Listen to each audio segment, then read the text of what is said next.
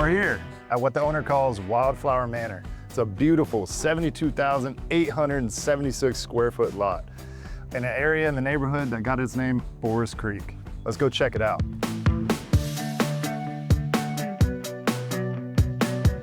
So one cool thing about this property is it's in the ETJ, which means it's not subject to city zoning rules, so it can be used as commercial or residential. Yeah, it gives you flexibility in what you want to do at the house. Right now, looking in here, we got brand new windows. This beautiful beam that went across was all put in by the owner to just give it this real grand feel. So this was 2 bedrooms that they opened up to make 1 grand room. And they continue to do the arches. Arches are really modern right now. Everybody really loves to see them. And then you have this top deck that overlooks the property.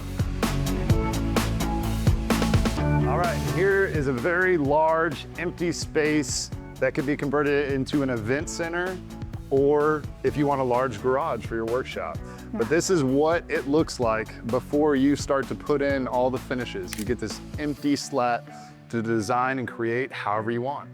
And if you can hear that, that's the metal roof, and you can hear the rain on it.